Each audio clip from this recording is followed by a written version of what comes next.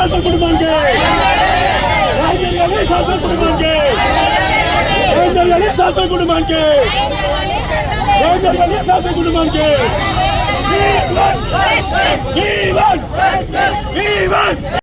శాసన కుటుంబానికి శాసన కుటుంబానికి శాసన కుటుంబానికి శాసన కుటుంబానికి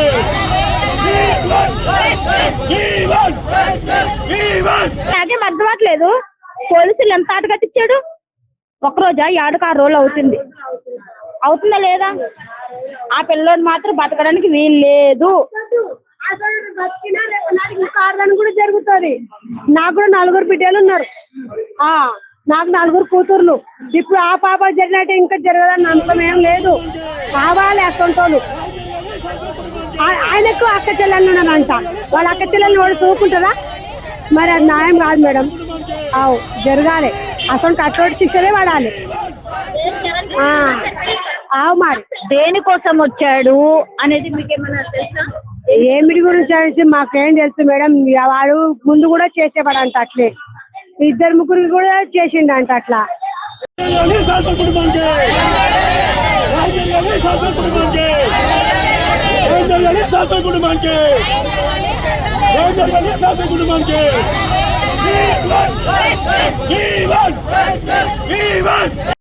శాసన కుటుంబానికి శాసన కుటుంబానికి శాసన కుటుంబానికి శాసన కుటుంబానికి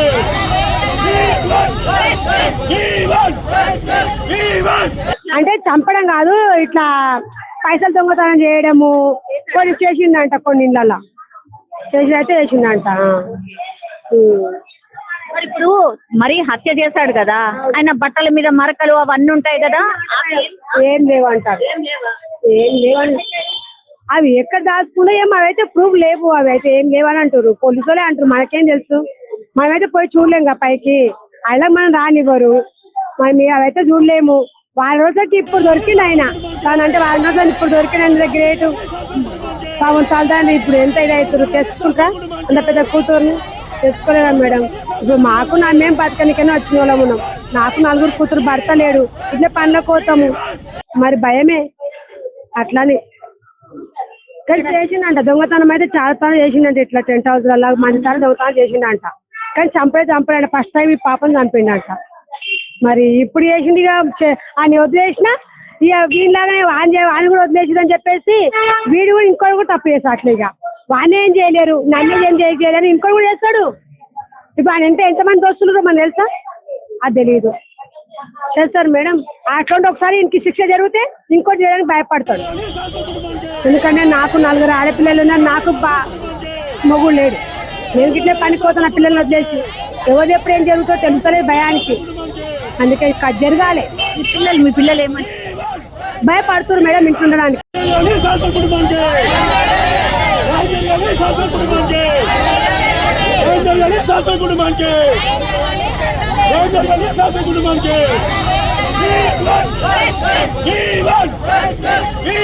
శాసన కుటుంబానికి శాసన కుటుంబానికి శాసన కుటుంబానికి శాసన కుటుంబానికి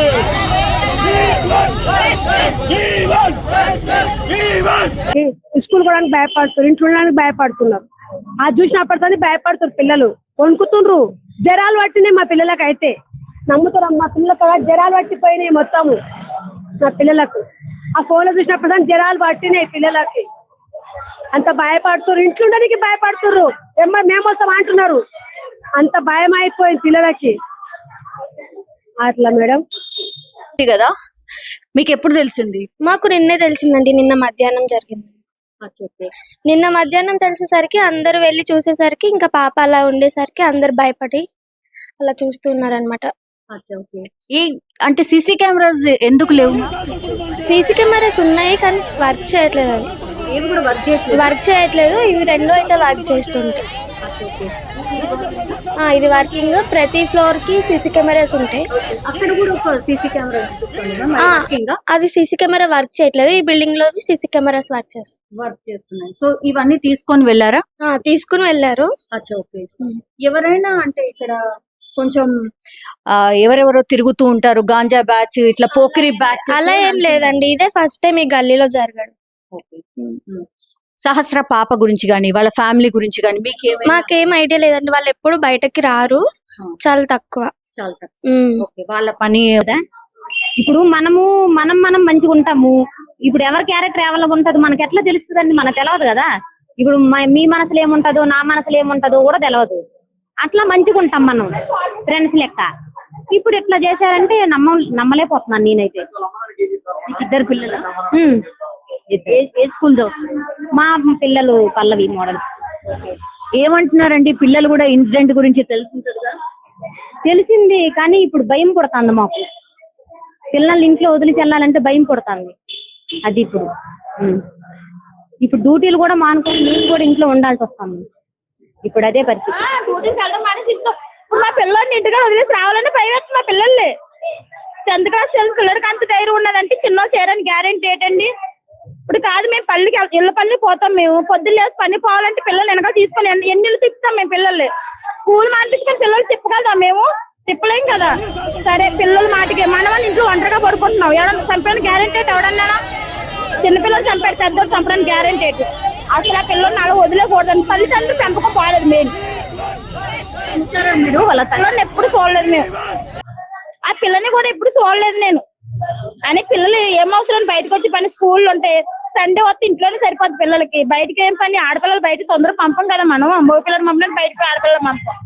కానీ ఆ పిల్లలకి మాత్రం గ్యారెంటీగా రోడ్డు మీద చిన్న వాడికి ఫస్ట్ చట్టం మంచి పని కదన్నారు కానీ మంచిదే. ఇలా చేస్తే రెండో పిల్లలు చేయడం మానేస్తారు. అన్ని తీసుకెళ్తారండి, జైల్లో పెడతారు. ఒక సంవత్సరం పోయాక తీసుకొస్తారు తీసుకొస్తారు కదా. మరి ఎవడో ఒక అమ్మాయిని పాడు చేసి చంపేస్తారనే కదా నిండి గర్భిణి ఆ భార్య. కానీ ఆవిడ చంపేలేదా? పిల్లలు అతను చంపేలేదా? నలుగురిని చంపేశారు. అదే పొదేశంలో ఈ పిల్లలను చంపేయండి, ఏం నష్టమేం లేదు.